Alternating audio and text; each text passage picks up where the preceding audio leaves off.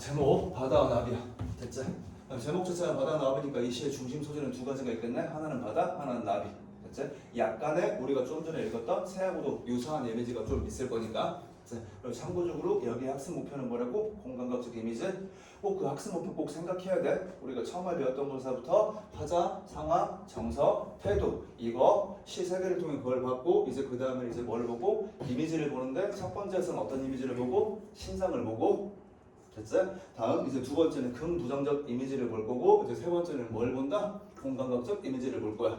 첫 번째 아무도 그에게 수식물을 일러준 적이 없기에 라고 했을 거야. 그래서 다시 당연히 나비겠지? 그래서 기본적으로는 의인화가 되어 있을 거고 다음 두 번째 수심이야. 그래서 바다의 깊이겠지? 그치? 그다음 여기 냉혹한 현실 됐지? 다시 외부적 세계 이걸 알려준 적이 없기에 흰나비 당연히 색채 이미지, 시각적 이미지 도무지 바다가 무섭지 않다라고 했을까? 어디가 무섭지 않다? 바다가 무섭지 않아. 그치? 그럼 당연히 이제 바다 두 번째 대상이 나왔네. 똑같은 의미겠지? 그치? 외부적 세계, 내용판 현실 이걸 의미할 거고 무섭지 않다. 청무밭인가 해서 그럼 나비는 청색, 바다의 청색이겠지? 그치? 흰색, 청색이겠지? 그럼 결과적으로 또 뭐가 돼? 색채 대비가 되겠네. 색채 대비 되게 큰 공통점이네. 자, 청무밭. 그럼 얘 순수의 세계, 이상의 세계, 희망의 세계. 그치? 그럼 나비는 결과적으로 지금 뭘 찾아가는 거냐? 꽃을 찾아가고 있는 거야. 청무밭이라고 했을 거야. 청무밭에 가면 원래 무에서도 뭐가 필 거야? 꽃이 피겠지? 나비의 본능은 또 날아다니면서 뭐를 찾아가는 거니까? 꽃을 찾아가는 거니까. 그래서 얘는 파란색이 뭐였어? 얘가 알고 있는 건 뭐밖에 없어. 파란색은 식물이야. 초록색은 식물이야. 저기에 식물이 있네? 그럼 거기에 가면 뭐가 있을 거야? 꽃이 있어. 그렇게 해서 이제 어디를 향해 가는 거야? 파란색을 향해서 날아가서 앉는 거야. 됐지? 그걸 뭘로 착각해서? 이걸로 착각을 해서. 그래서 해서 내려갔다가 나비가 지금 뭐 하고 있어? 날아가서 여길 간 거지? X라는 공간에서 출발해서 청무밭인가 착각하고 온 거야. 어린 날개라. 그래서 어린이야. 어린은 연약한이라는 의미도 있다고 했다. 됐지? 나이가 어림도 있지만 어린 날개라 물결에 절어서. 그래서 이 시에서 가장 특이한 표현상 특징 물론 공감각은 있어. 하지만 내 개인적으로 제일 중요한 거는 이거라고 생각해. 절어서 당연히 주기법이야. 엄청 중요한 거. 단독으로 나올 수 있는 건 이거밖에 없으니까. 무슨 법이라고? 주기법. 물론 주기법이기 때문에 뭐 해야 되는 거냐? 맞춤법 신경 쓰는 게 아닌 거지. 그치? 우선 첫 번째 날개가 물결에 절어서 라고 했을 거야. 됐지? 그럼 이거 그냥 표면적으로 해석하면 뭐가 되겠냐? 졌다가 되겠지. 뭐라고? 졌다. 됐지? 하나의 의미는 졌다가 될 거야. 됐지? 그럼 두 번째 의미는 여기 절다 라는 말이 있을 거야. 또 다른 의미는 뭘까? 날개를 절다. 젖어서 뭐한다? 제대로 날 수가 없다. 이런 의미가 가지고 있을 거야. 두 가지 의미를 가지고 있는 절어서라는 거 알아주고 어린 날개가 물결에 젖어서 당연히 뭐 어떤 물결이야? 바다의 물결이겠지? 그럼 마찬가지 또 뭐야? 냉혹함이겠지? 됐지? 현실의 냉혹함, 형실의 차가움 이런 말이 나올 거야. 공주처럼 지쳐서 돌아온다. 그래서 여기 주기법이겠지? 그래서 나비는 뭐다? 공주다. 그렇지? 우리가 공주의 이미지를 떠오르면 당연히 또 뭐가 있는 거야? 뭐가 있는 거냐? 순수한 거. 됐지? 좋게 말하면 순수한 거. 나쁘게 말하면 뭐 하는 거야? 세상 물정? 모르는 거. 됐지? 그래서 공주, 순수한 나비, 세상 물정을 모른다. 세상 물정을 모른다는 건 다른 말로 바꾸면 현실 세계에 대한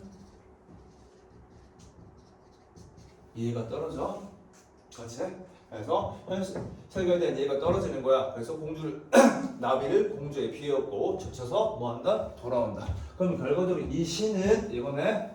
나비는 바다가 하나도 무섭지 않아. 아무한테도 그 바다에 대한 이야기를 들어본 적이 없고 경험도 하나가 없으니까. 그럼 다른 말로 또 미성숙한 존재가 될 수 있어. 나쁘게 얘기하면. 그치? 그래서 하나도 무섭지 않아. 그래서 약간은 뭐 속담으로 간다면 하룻밤은 법문성인지 모른다. 이것도 되겠지? 그건 무섭지 않아서 내가 생각하는 파란색은 뭐밖에 없어?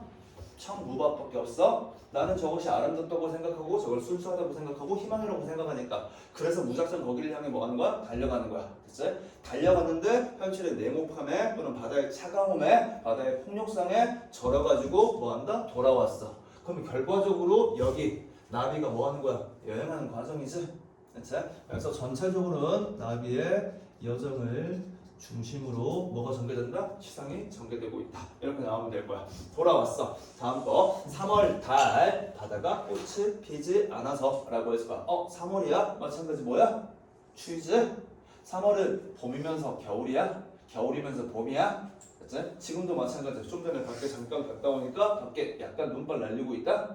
됐지? 이렇게. 그럼 이 3월 마찬가지 추위의 이미지, 계절적 이미지, 냉혹함의 이미지, 이런 다양한 이미지가 나올 거야. 바다가 꽃이 피지 않아서 라고 했을 거야. 그럼 다시 여기 바다가 뭐가 피지 않아서? 꽃이 피지 않아서 아까 나비가 바다를 청무것으로 착각을 했어. 그리고 내려앉았어. 뭐를 향해서?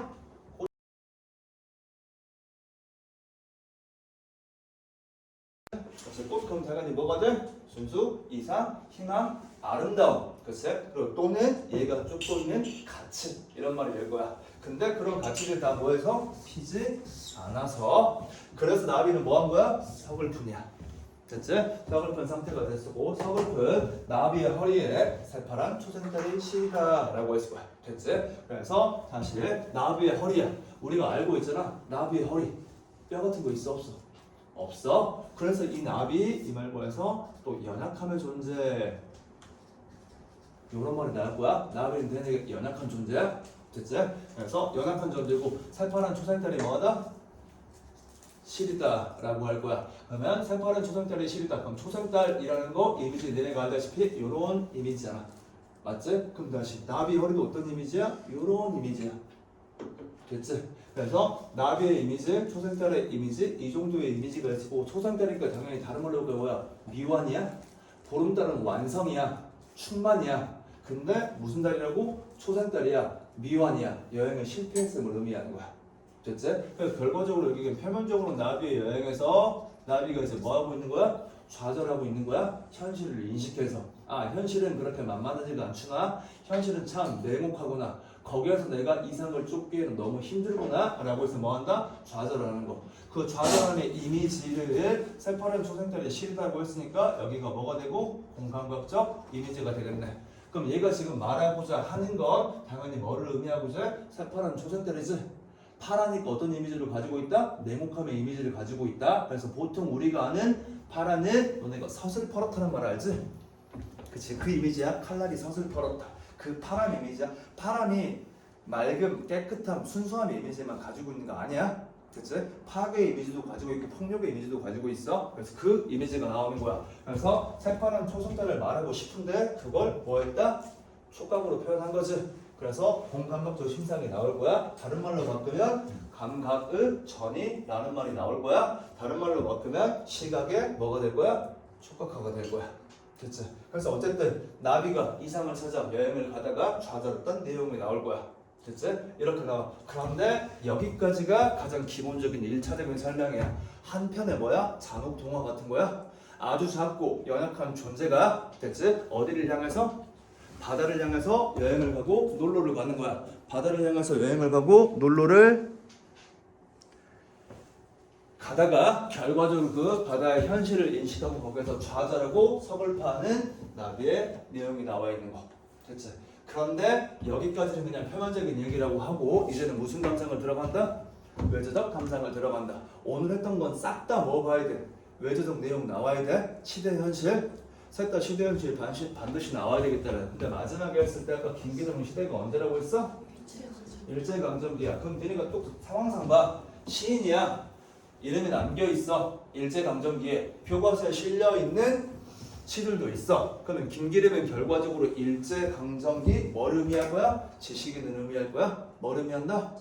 지식을 의미할 거야. 그럼 얘는 당연히 집안이 뭐였을 거야? 부유했을 거야. 그렇지? 그리고 니네가 예전 드라마들을 보면 특히 드라마에 많이 나오는 게 이상, 백석 막 이런 사람들 있잖아. 그치? 걔네들 다 3피스 정장 갖추는 거 알지? 쓰리피스 정장을 갖추고 있고 그리고 또 뭐를 쓰고 있어? 항상 중정문을 쓰고 있잖아. 엄청 잘 사는 사람들이란 뜻이야. 그러니까 보통 사람들은 당연히 뭐 하는 거고 꿈도 못 꿔볼 고등교육을 받고 학교를 다니고 됐지? 이렇게 편안한 삶을 살았던 거지. 됐지? 그러면 다시 김기림이 일제강점기에 이런 시를 썼다는 건 나비가 그럼 누구인 거야? 자기 자신이 되겠지.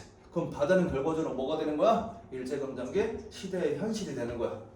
의도 이해하지? 그럼 아마도 이 시에서 일제강점기에 엮은다면 맨 마지막 부분에 대한 해석 또는 작품에 대한 해석이 이제 뭐가 되는 거야?